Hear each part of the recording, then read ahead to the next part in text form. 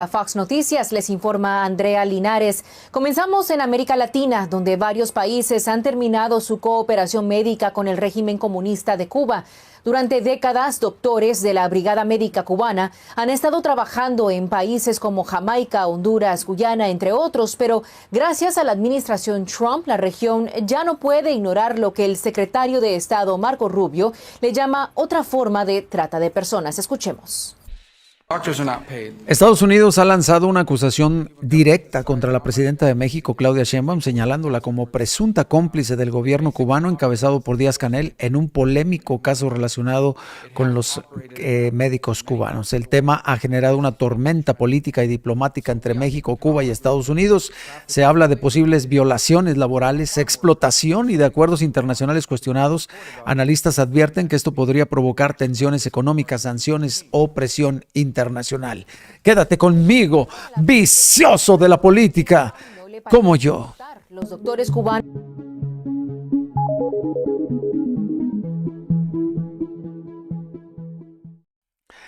Muchas gracias a todos los que vienen llegando a este en vivo. Muchísimas gracias. Gracias infinitas por estar aquí.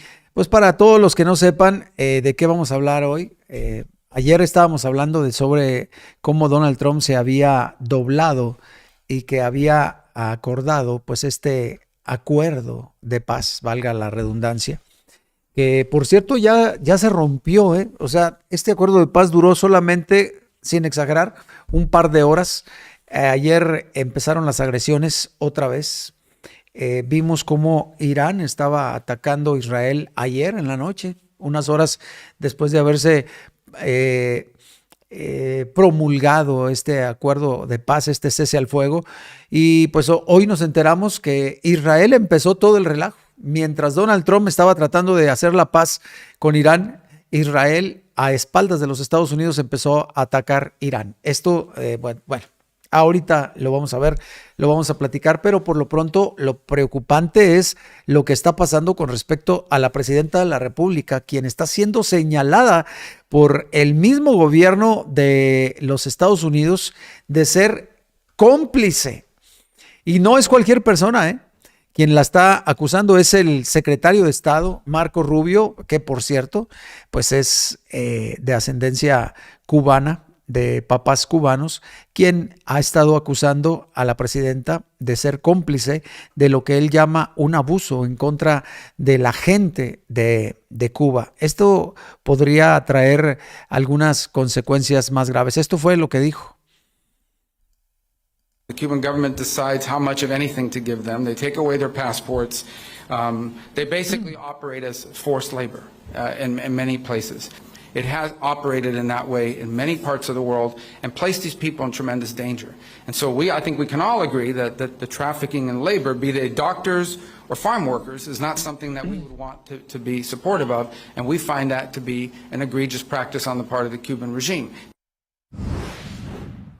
Sin embargo, a la presidenta mexicana Claudia Sheinbaum no le parece importar. Los doctores cubanos siguen llegando a México debido a la relación muy cercana que Sheinbaum mantiene con el régimen cubano. Nosotros tenemos un muy buen acuerdo que además nos ayuda mucho. Es decir, es un acuerdo bilateral de mucha ayuda para México. Se les paga un salario. Ayer comenté en el norte de Baja California Sur, es difícil que se vayan médicos especialistas mexicanos y los cubanos están dispuestos a trabajar ahí. Claro. Y en muchos lugares rurales donde necesitamos médicos especialistas, ahí están. Desde Florida, el congresista republicano Mario Díaz-Balart me acompaña el día de hoy. Congresista, como siempre, muchísimas gracias por su tiempo. Pues bueno, durante los últimos años, uno de los temas más debatidos en la agenda de salud y pues en la agenda de política exterior de México ha sido la contratación de contingentes de médicos cubanos para trabajar en el sistema de salud pública. Lo que comenzó como un acuerdo de emergencia durante la pandemia de COVID-19 se ha estado transformando en una política estructural para cubrir las deficiencias históricas de personal, especialmente en zonas rurales y marginadas en donde los médicos mexicanos no querían ir. Hoy vamos a desglosar esta realidad. Vamos a ver las cifras, los acuerdos detrás de bambalinas, los argumentos a favor del gobierno y las agudas críticas de las asociaciones médicas nacionales. Pues bueno, este tema es delicado. La relación médica entre México y Cuba no es nueva, pero la escala actual es inédita. El punto de inflexión fue la primavera del 2020. Ante el embate de la primera ola del COVID-19, el sistema de salud mexicano estaba al borde del colapso. Faltaban especialistas en terapia intensiva, neumología y urgencias. El gobierno federal, encabezado por López Obrador en ese entonces, buscó apoyo externo. Cuba, con su histórica diplomacia de batas blancas, tenía la capacidad de movilización inmediata. Un contingente inicial de más de 500 médicos y enfermeras llegó a la Ciudad de México para apoyar en los hospitales de campaña y los institutos nacionales de salud. Esa misión fue temporal, pero sentó un precedente. A medida que la pandemia cedía, el diagnóstico del gobierno federal sobre el sistema de salud se mantuvo. Hay una escasez estructural de médicos, particularmente especialistas, que no se resuelve de la noche a la mañana con la formación de nuevos profesionales locales, decía en ese entonces López Obrador. Pues bueno, vamos a pasar a los números duros, porque aquí es donde la escala se vuelve evidente. En 2022, la contratación se formalizó más allá de la pandemia con un nuevo enfoque: cubrir plazas en el recién creado Instituto Mexicano del Seguro Social, del IMSS Bienestar, el modelo destinado a atender a la población sin seguridad social. El 11 de enero del 2024, el director del IMSS, Zoé Robledo, anunció cifras significativas durante una conferencia matutina en el Palacio Nacional. Para esa fecha, México ya contaba con un contingente de 768 médicos cubanos integrados en el sistema del IMSS Bienestar. Pero la meta era muchísimo mayor. El gobierno anunció la intención de contratar a un total de 1,200 especialistas cubanos para mediados del 2024. Pero, ¿a dónde iban estos profesionales? La estrategia era clara. No se iban a concentrar en las grandes capitales como la Ciudad de México o Monterrey. Se distribuyeron en hospitales comunitarios y regionales en estados con alta marginación. Las cifras del Seguro Social indican que estos médicos cubanos están operando actualmente en 23 estados de la República. Estados como Nayarit, Tlaxcala, Colima, Baja California Sur, Sonora y Campeche han sido los principales beneficiados de esto que ha estado haciendo México con Cuba. ¿Por qué Cuba? ¿Por qué no mexicanos? El argumento central del gobierno federal se basa en una supuesta falta de voluntad de los médicos mexicanos para ocupar plazas en zonas remotas o inseguras. El presidente López Obrador reiteró en múltiples ocasiones que los médicos mexicanos no querían ir a las zonas rurales. Mencionaban que en las convocatorias de plazas del IMSS Bienestar, cientos de puestos en hospitales de comunidades lejanas estaban vacantes año tras año. Argumentaron que la prioridad era garantizar el derecho a la salud de la población más pobre, sin importar la nacionalidad de quien brindara la atención. En este caso, los cubanos fueron quienes accedieron a ir. Las especialidades que cubrían estos médicos cubanos son críticas: pediatría, ginecología, obstetricia, medicina interna, cirugía general, anestesiología y oftalmología. Para el gobierno, la contratación de los profesionales de la isla no es una medida ideológica, sino una necesidad pragmática e inmediata. ¿Para qué? Pues para poner a funcionar hospitales que de otro modo tendrían quirófanos vacíos. Pues bueno, aquí es donde el tema se vuelve altamente cuestionable, inflamable, debatible. La llegada de los médicos cubanos generó una fuerte oposición por parte de los gremios médicos mexicanos, quienes no estuvieron de acuerdo que trajeran a cubanos. El Colegio Médico de México y diversas asociaciones de especialistas han calificado la medida como un agravio a los profesionales nacionales. Sostienen que no faltan médicos en México, sino que lo que faltan son condiciones de seguridad, salarios dignos y equipamiento adecuado en las zonas rurales. Argumentan que un médico mexicano no se niega a trabajar en la sierra por capricho, sino por el riesgo de ser secuestrado por el crimen organizado o por la frustración de trabajar en un hospital sin insumos básicos. Qué bueno que reconocen que efectivamente no quieren ir a las zonas más apartadas. Y aquí es donde uno se pregunta, ¿verdad? Pues entonces, ¿para qué se dedicaron a eso? ¿Para qué se dedicaron a ser doctores si solamente iban a querer trabajar en donde les convenía? La controversia económica y la opacidad, pues bueno, este es el punto más sensible. ¿Cuánto paga México por estos médicos? La información ha sido clasificada o entregada a cuentagotas. A diferencia de un médico mexicano que recibe su salario directamente, los contratos con Cuba se hacen a través de la comercializadora de servicios médicos cubanos, S.A., una empresa estatal de la isla de Cuba. Esto significa que México paga a la empresa cubana, no a los médicos directamente. De ahí sale esta controversia en donde pues están acusando a la presidenta de estar financiando una dictadura, dice la derecha mexicana. Los médicos cubanos en misión, es decir, los que están acá en México, reciben solo una fracción de ese pago. Esto no es información confirmada. La presidenta en la mañanera dijo que esto era una mentira, pero las estimaciones varían entre el 10 y el 20% de lo que reciben, de lo que realmente les pagan, mientras que el resto va al gobierno cubano. Repito, esto no es información confirmada, es lo que se dice. Aunque las cifras exactas varían por el contrato, reportes periodísticos basados en transparencia han estimado que México ha pagado cientos de millones de pesos.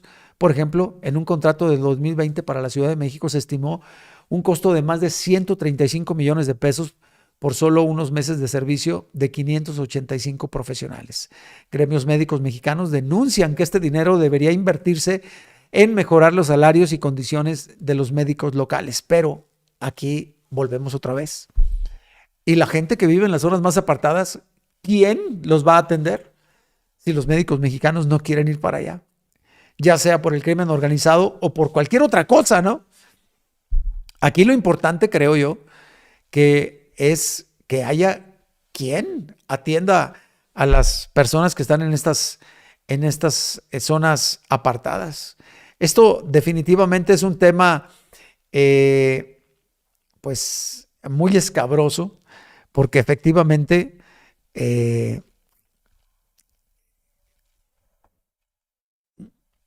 perdón, pero ni siquiera debería de haber los médicos cubanos trabajando aquí en nuestro país. Pero si no quieren ir los médicos mexicanos a trabajar a las zonas más apartadas, por el pretexto que sea, o por el argumento que sea, no pretexto, el argumento que sea, tienen razón.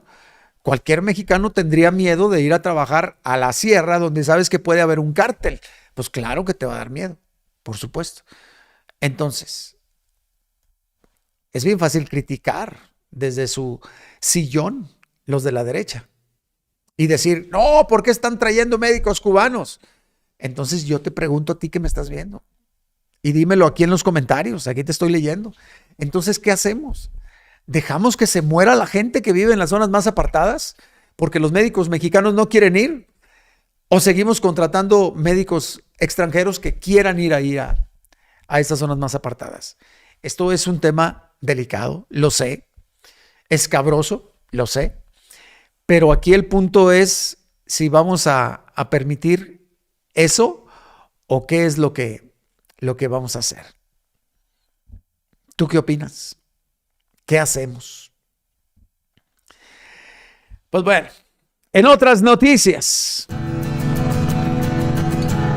no sé si se acuerden ustedes, ¿Sobre qué? pero hace aproximadamente unos un mes y medio, más o menos, se dio a conocer un caso de una quinceañera, una fiesta de 15 años, en donde se echó la casa por la ventana. Se contrataron muchos artistas, se hizo una fiesta tipo jeque árabe, en donde versiones extraoficiales indicaban que se habían gastado cantidades estratosféricas, millones de pesos en esas fiestas.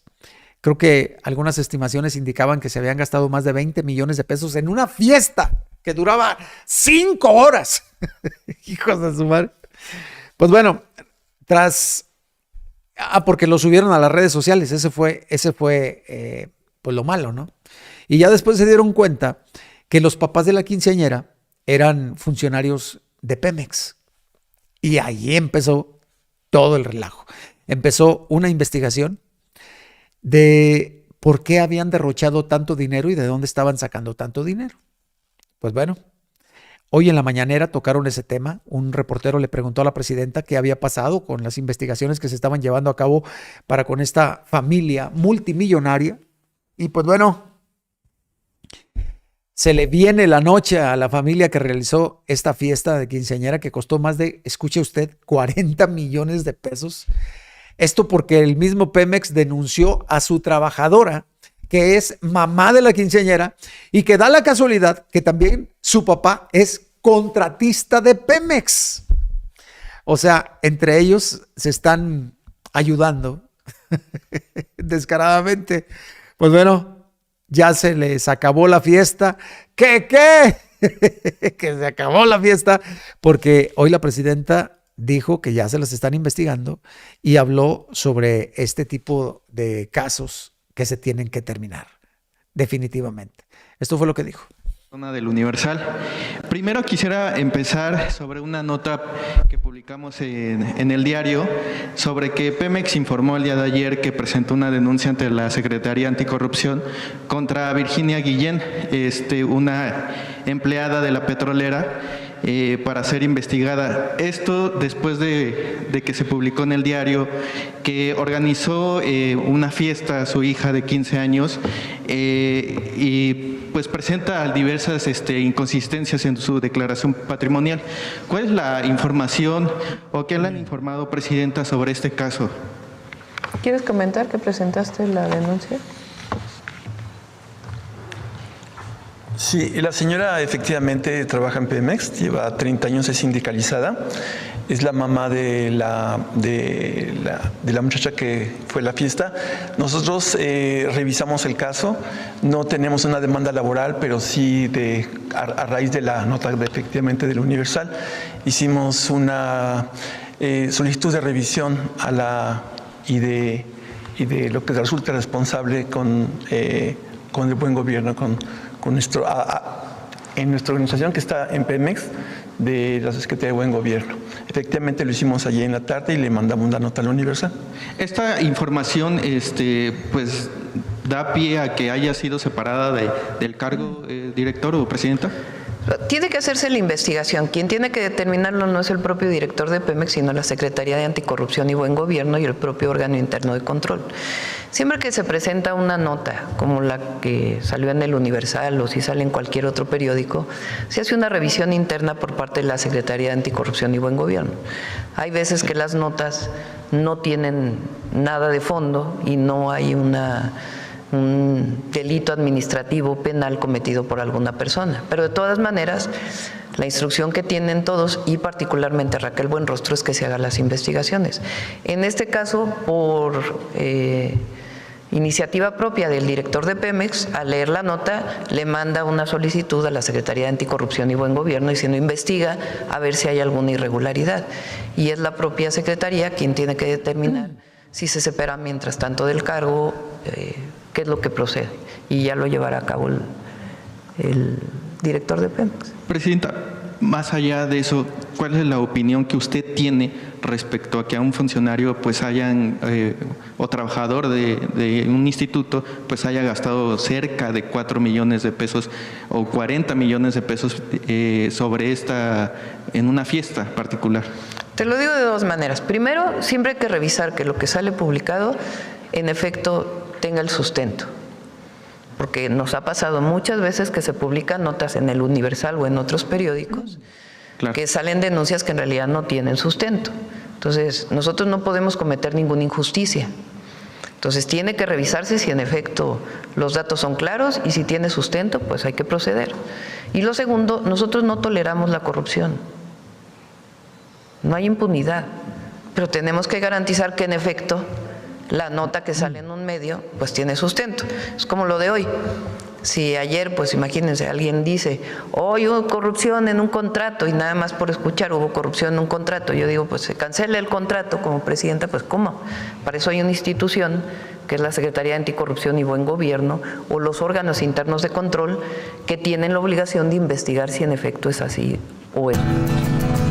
Me gusta mucho que la presidenta siempre es muy elocuente, congruente, inteligente y saca a relucir esto.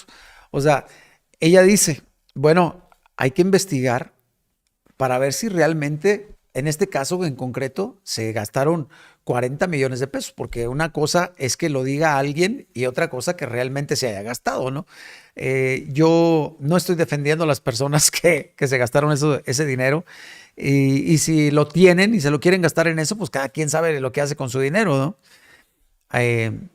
Pero es muy sospechoso que la mamá trabaje en Pemex y que el papá de la quinceañera sea un contratista de Pemex. Es obvio que hay pues un tráfico de influencias en este caso y eso es lo que se tiene que investigar. Ya después lo que vaya surgiendo pues ya es otra cosa. Para todos los que vienen llegando y que no sepan de qué estamos hablando, pues estamos hablando de cómo Claudia Sheinbaum, presidenta de México, está siendo acusada por los Estados Unidos y no por cualquier persona de los Estados Unidos. Es el secretario de Estado, Marco Rubio, quien dice ella puede estar participando en un tráfico humano, refiriéndose a los médicos cubanos que están sirviendo en México. Y pues obviamente los Estados Unidos van a decir este tipo de cosas, ¿no? Pero yo no sé por qué critican tanto a la presidenta en este sentido, si saben que ella es muy, muy humanista y que en todo momento ha dicho que, pues, que hay que ayudar al pueblo cubano.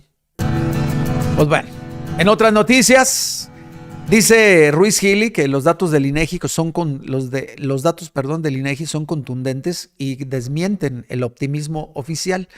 Según las palabras de este comunicador, el gobierno de Claudia Sheinbaum nos está mintiendo a todos los mexicanos y que la inversión en maquinaria y equipo se desplomó un 8% anual, según las cifras del INEGI. Y ahorita los voy a dejar hablar y luego vamos a hablar sin pelos en la lengua de lo que realmente significa esto y si es tan alarmista como lo dice él o no. El INEGI hoy difundió 4 reportes que juntos nos dicen algo que el gobierno ni menciona, porque cada vez que habla la presidenta y los senadores, todos, claro, los de la 4T, todo va a todo dar. Sin embargo, los datos del INEGI, que de los pocos institutos autónomos que la 4T no ha querido o no ha podido controlar, el indicador de formación bruta de capital fijo bajó 1.1 en enero frente a diciembre. Contra enero del año pasado la caída es del 2.2. Ahora, eso de por sí es preocupante, pero muy preocupante es que la inversión en maquinaria y equipo se cayó 8% anual. Si la maquinaria no es nueva o el equipo no es nuevo y si la planta industrial está funcionando con equipo y maquinaria vieja, pues la productividad tarde o temprano se va para abajo. Las empresas mexicanas están a la espera, no están renovando sus activos, no están ampliando sus plantas, no están comprando camiones, ni tornos, ni robots, porque el pronóstico hace unas semanas que los robots se iban a vender muy bien en México. Estos últimos datos nos están diciendo que ni los robots que vienen a desplazar la mano de obra se están vendiendo. La inversión privada cayó 4,5% y aunque la pública subió 3.8%, no alcanza a generar un aceleramiento de nuestra economía. Pero vamos al consumo de los hogares. Todos son reportes que se dieron hoy en la mañana. Bajó 1.6 mensual en enero. Los bienes duraderos de fabricación nacional cayeron 3% anual. Los semiduraderos casi 4%. ¿Qué está pasando?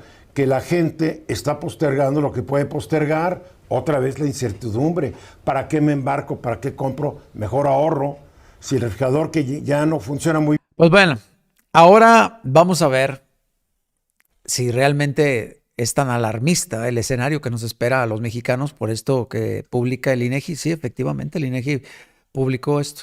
En las últimas horas han estado circulando versiones alarmistas sobre la economía mexicana. Todo esto, pues, basado en datos parciales sobre inversión en maquinaria. Pero vamos a poner las cosas en su justa dimensión. Sí, es cierto que algunos indicadores del INEGI muestran una caída puntual en inversión en maquinaria y equipo del 8% anual, pero esto no significa que la economía mexicana esté colapsando, ni mucho menos que estemos en estanflación. De hecho, México mantiene fundamentos macroeconómicos sólidos. Crecimiento del Producto Interno Bruto positivo en los últimos años, niveles históricos de empleo formal registrados ante el Instituto Mexicano del Seguro Social, tipo de cambio estable frente al dólar, inflación en proceso de desaceleración tras los picos globales, aunque le cale a la derecha, y hay algo clave que no te van a decir los medios chayoteros. La inversión no solo se mide en maquinaria. Hoy México está viviendo un boom en, por ejemplo, infraestructura pública, llamémosle Tren Maya, corredor interoceánico, el nearshoring, las empresas globales llegando al país, energía y proyectos estratégicos del Estado. Es decir, la inversión se está reconfigurando, no está desapareciendo. Además, la caída en maquinaria puede estar relacionada con ajustes tras ciclos de sobreinversión, condiciones externas globales, tasas de interés elevadas a nivel internacional. No es un fenómeno exclusivo de nuestro país, de México. Y sobre la mentada estanflación, eso implicaría economía estancada, alta inflación persistente, pero hoy México sigue creciendo, controla la inflación, atrae inversión extranjera récord, eso hay que mencionarlo, es importante. Entonces, hablar de una inminente estanflación es más una narrativa política que un análisis técnico. Y aquí lo importante, el gobierno de la presidenta Claudia Sheinbaum mantiene una estrategia clara: fortalecer el mercado interno, impulsar la autosuficiencia energética, aprovechar el nearshoring y garantizar la estabilidad económica.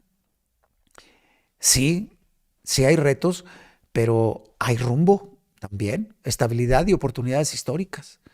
Así es que no te dejes llevar por el alarmismo de los medios de comunicación. México no se está cayendo. México, escucha bien, México se está transformando. Y eso es muy diferente a lo que están diciendo los medios chayoteros. Muchísimas gracias a todos los que están comentando. Saludos desde Chicago, dice Eduardo Soria, muchas gracias. Angélica, sí, así es, son alarmistas. Juan Toledo dice: mi presidenta Claudia Sheinbaum gobierna México y no es tierra de Estados Unidos, así que mejor se dejen de babosadas porque tenemos hasta para darles para llevar unas buenas verdades mexicanas. Gracias, canalito, te mando un abrazo. Muchísimas gracias a todos los que están comentando, que vienen llegando. Pues bueno, ahora vámonos a los Staters Nighters. ¿Qué es lo que está pasando con Estados Unidos? Ayer se dio a conocer, fíjense, ayer fue un día curioso porque en la mañana Donald Trump dijo que iba a destruir todo el país, que iba a acabar con todo Irán. Y luego después, en la tarde, Donald Trump dio a conocer que había tenido un acuerdo con Irán, y luego sale Irán y dice que no es cierto, que no llegaron a ningún acuerdo. Le pasa una lista de 10 cosas que estaba pidiendo Irán. Pero bueno, les estoy dando el contexto porque ya unas horas después, o sea, anoche de nosotros, porque hay horas de diferencia. Ahorita pues es de día aquí, pero allá está anocheciendo. Así es que justo anoche de nosotros, a unas horas de haberse pactado el cese al fuego, nos dimos cuenta que Irán estaba bombardeando Israel, después de que Donald Trump había dicho que había acordado un cese al fuego. Esto pues dio a notar que el cese al fuego era entre Irán y Estados Unidos, pero no entre Irán e Israel. Pero hoy amanecimos con la noticia de que quien realmente empezó el bombardeo ayer, después de haber pactado el cese al fuego, fue Israel en contra de Irán. Pues bueno, estas imágenes que estás viendo Israel ha llevado a cabo una oleada masiva de ataques aéreos, bombardeando ubicaciones en todo Líbano, incluida la capital Beirut. Estados Unidos firmó un alto al fuego con Irán y esto abrió las puertas del infierno en Líbano.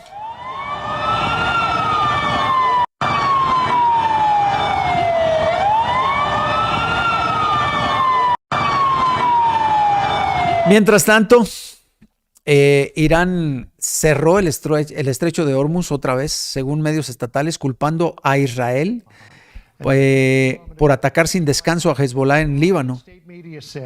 Irán está amenazando con reanudar las hostilidades. El presidente Trump está observando de cerca y estamos a punto de descubrir cuánto tiempo dura esto. Donald Trump, pues ayer se dio a ver como una persona mentirosa por enésima vez y aparte como una persona cobarde. Así lo están viendo allá en los Estados Unidos, en su propio país. Mientras tanto, el régimen iraní ha anunciado oficialmente el estrecho de Hormuz, repito, citando masivos ataques israelíes dentro del Líbano. Pues ve, las imágenes son impresionantes. Otra vez volvieron las hostilidades.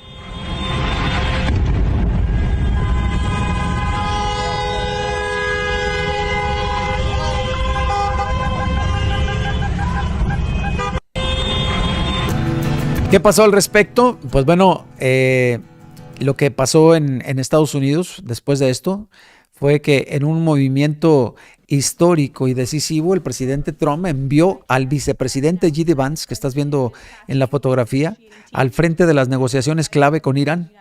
Lo van a acompañar a este enviado, Steve Witkoff y Jared Kushner, con las conversaciones programadas para este sábado por la mañana en Islamabad, en Pakistán. Se trata de un paso gigante hacia la paz tras el alto al fuego anunciado, que repito, no se respetó.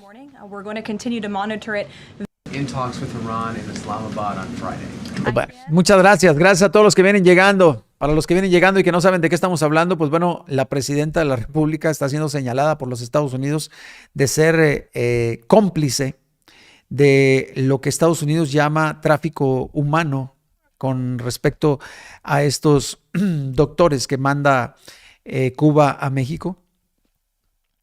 Seguramente mañana en la mañanera otra vez le van a volver a preguntar a la presidenta qué es lo que está pasando. Pues bueno, Israel bombardea Líbano después de este cese al fuego, pues esto pone en peligro esta paz momentánea. Estados Unidos está vigente, no entre Israel y el Líbano, Damián. Así es, Luis. Israel no incluye al Líbano en el cese del fuego. 160 bombas tiró Israel en 10 minutos, el ataque más mortífero desde que empezaron los enfrentamientos. Israel claramente quiere separar su guerra contra Hezbollah del acuerdo que alcanzó Donald Trump con Irán para una tregua de 15 días. Lo dijo abiertamente el ministro de Defensa de Israel, ¿no? Katz dijo, nosotros tenemos una guerra que es en paralelo a lo que está pasando en Irán. Hay que ver de qué manera reacciona Donald Trump, que hace instantes también acaba de decir que los iraníes se van a quedar sin ningún tipo de enriquecimiento de uranio, que van a ir a buscar en el acuerdo, van a ir a buscar todo lo que ha quedado dentro y escondido que tienen los iraníes. Pero bueno, veremos cómo evoluciona esto, pero me parece este es el dato del día o del momento. Claro, ¿no? que sí. Los ataques contra el Líbano no van a continuar según Israel. Veremos qué actitud toma Hezbollah. Bueno, y se abre un frente ahí.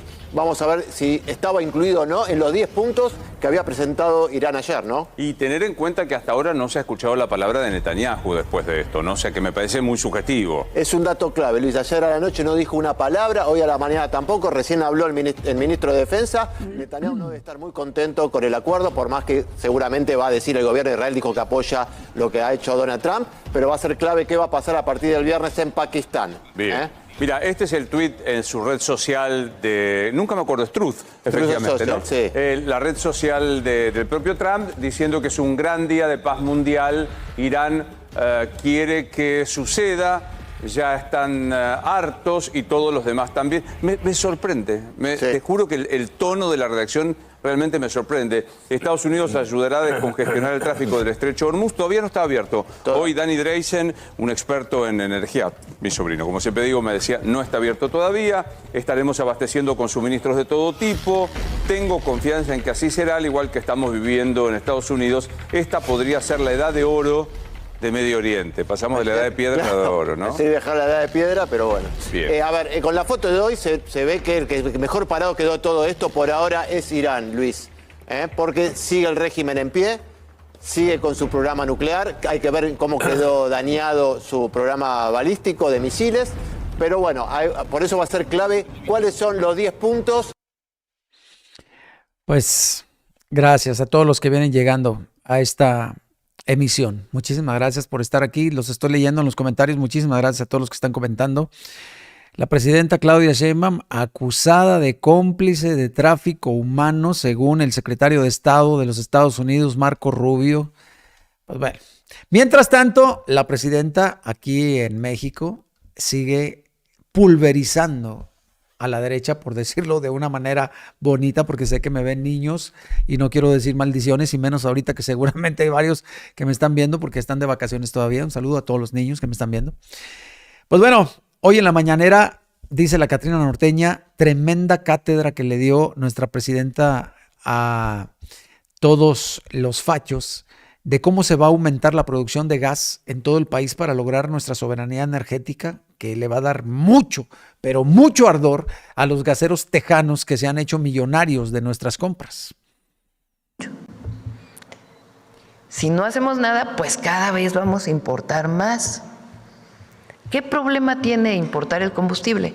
Vean ahora lo que sufrieron muchísimos países del mundo con lo que pasó en Irán. Japón, pues depende del combustible del Medio Oriente, del gas del Medio Oriente. Corea depende del gas del Medio Oriente. China depende del gas de Rusia y del Medio Oriente. Entonces tuvieron muchísimos problemas.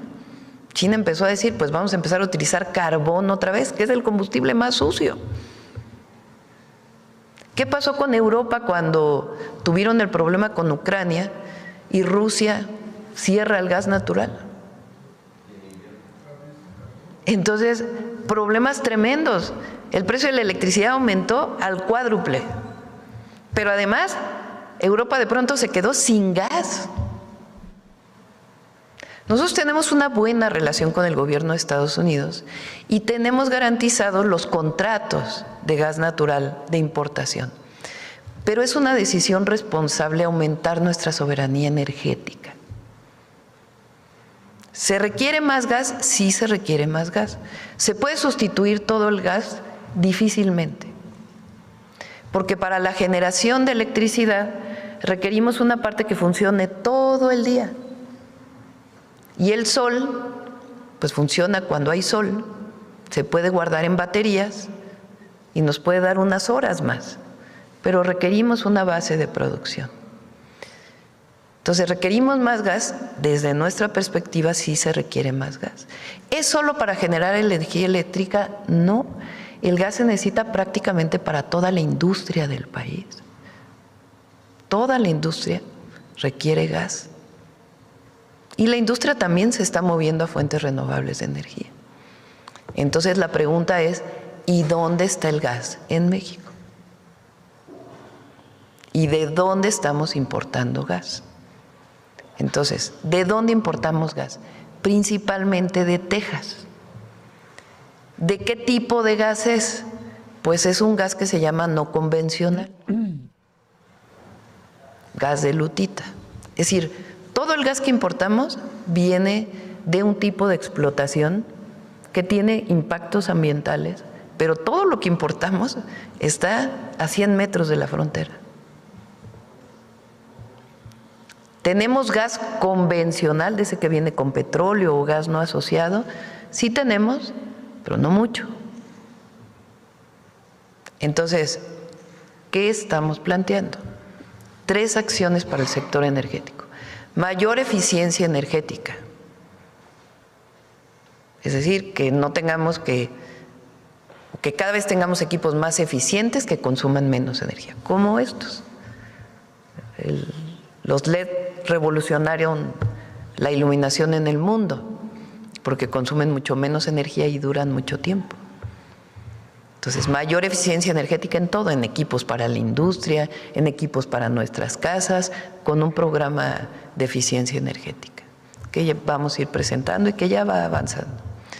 2, más fuentes renovables, más sol, más viento, más geotermia. ¿Qué hacemos con el gas? Entonces, por lo pronto vamos a explotar el gas convencional. Un programa para el gas. Pues bueno, así las cosas con este tema del gas. Actualmente nuestro país importa entre el 70 y el 80% del gas natural que consume. Y prácticamente todo ese gas viene de los Estados Unidos. Sí, dependemos casi al 100% de un solo país. Ese gas no es cualquier cosa, es el que se usa para, como dice la presidenta, para generar electricidad para la industria y para que funcione gran parte de este país. Ahora bien, ¿por qué México está en esta situación? Pues porque durante años se dejó de invertir en la producción nacional y se optó por una solución más barata, que era comprarle el gas a los Estados Unidos, a mi modo de ver, una cosa estúpida. Saludos a todos los priistas y panistas que quisieron hacer esto. Pero ¿cuál es el problema? Que lo barato les está saliendo caro, o nos está saliendo caro en este momento, gracias a las decisiones del PRI y del PAN. Porque cuando Estados Unidos decide cerrar la llave, México simplemente se queda sin energía, así de fácil. O sea, ahorita que está el conflicto en Medio Oriente, pues estamos los mexicanos a la espeta de que no le vayan a reducir el petróleo o el gas a Estados Unidos, porque si eso pasa, nos impacta a nosotros también. Y esto ya pasó antes, ¿eh? En el 2021, una tormenta invernal en Texas provocó que Estados Unidos frenara el suministro. No sé si se acuerden. ¿Y cuál fue el resultado? Pues apagones masivos en México, fábricas detenidas y pérdidas millonarias. Ahí fue cuando se encendieron todas las alarmas. México entendió que depender de otro país para algo tan vital es un riesgo enorme. Por eso el gobierno de la presidenta Claudia Sheinbaum ha comenzado a mover las piezas. Se busca aumentar la producción nacional de gas, fortalecer a Pemex y darle mayor control energético a la Comisión Federal de Electricidad. Además, se están impulsando proyectos para procesar gas natural licuado y convertir a México en un jugador importante en el mercado internacional. Pero aquí viene la gran contradicción. México quiere dejar de depender de los Estados Unidos, pero al mismo tiempo, pues seguimos comprándole el gas. Y no solo eso. En algunos casos, ese mismo gas estadounidense se procesa en nuestro país y luego se exporta a otros países. Así de complejo es el juego energético. Pues la realidad es clara. México no puede dejar de comprarle gas a los Estados Unidos de un día para otro. No hay infraestructura suficiente, lo dijo ahorita la presidenta, ni producción nacional que lo sustituya, ni recursos inmediatos para hacerlo, como dijo la presidenta ahorita. Pero lo que sí está en juego es la soberanía energética. Y la gran pregunta es, ¿México logrará liberarse de esta dependencia o seguirá atado a la llave del gas estadounidense? Porque mientras esa llave siga en manos de otro país, el futuro energético de México no está completamente en nuestras manos. ¿Tú qué opinas? ¿Tú qué opinas? Pues bueno, muchas gracias a todos los que están comentando. Aquí los estoy leyendo, no crean que no. Muchísimas gracias. Saludos, Huicha, desde Orizaba, Veracruz. Judith Jiménez. Oigan, qué bonita está Orizaba, Veracruz. Si no tienen la oportunidad de haber ido todavía, vayan. yo me quedé con la boca abierta. Le mando un abrazo a Judith y a toda la gente que vive allá. De verdad, está bien bonito. Ojalá que tenga oportunidad de ir pronto otra vez. Huicha, en Lázaro Cárdenas, Michoacán, los médicos especialistas no quieren venir porque según hace mucho calor y aquí no hay atención de casi ninguno de ellos. Gracias por decirnos la información. Pues ese es el problema. Es el problema. Y está bien, ¿verdad? Pues tampoco podemos forzar a los médicos a que vayan a fuerza a donde no quieren ir. Nada más que pues entonces no estén criticando que el gobierno tiene que contratar a médicos de otros países para que atiendan a la gente de los lugares más apartados. Pues bueno, dale like al video para poder llegar a más y más personas. Coméntame aquí abajo qué opinas del tema que estamos viendo. Y ya si no es mucha molestia, comparte el video porque recuerda que yo pongo el chisme, la nota, la noticia y tú la compartida para las noticias como son. Luis Salazar. Nos vemos en este mismo canal a las 9 de la noche, completamente en vivo. Acuérdense, en vivo en este canal a las 12 y a las 9 de la noche. Y en el otro canal, si tienes mucho vicio por la política, te espero todos los días a las 6 de la tarde, también completamente en vivo en el canal de Huicha Noticias. Oigan, ¿escucharon lo de ayer de Donald Trump? Le compuse una entradita ayer, vean nada más. Ya se arrugó, ya se rajó, el pobre güerito de miedo se mió. Saludos a Donald Trump, que dice que está parando la guerra en Irán, pero la verdad es que todo el mundo sabemos que ya le jumió, como decía mi abuelita, cuando le daba miedo a alguien. Pues bueno, ya me voy. Cuídense mucho. Nos vemos hasta el ratón vaquero. See you later, alligator. Bye, bye, bye. Cuídense mucho.